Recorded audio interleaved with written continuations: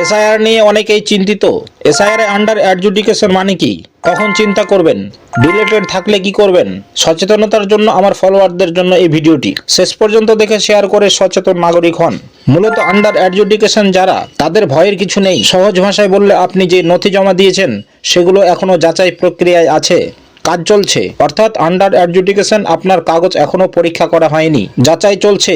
Draft list প্রকাশের পর প্রায় 1,40,00,000 নাম লজিক্যাল ডিসক্রেপেন্সি ও আন্ডার ম্যাপেড ক্যাটাগরিতে পড়েছিল। তার মধ্যে প্রায় 50 লক্ষ মানুষের নথি এখনো যাচাই প্রক্রিয়ায়। তাদেরকেই এখন মূলত আন্ডার অ্যাডজুডিকেশন হিসেবে দেখাচ্ছে।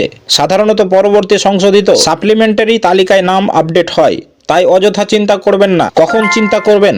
যদি আপনার নামের পাশে ডিলেটেড লেখা থাকে, সেক্ষেত্রে দ্রুত জেলা শাসকের দপ্তরে যোগাযোগ করুন।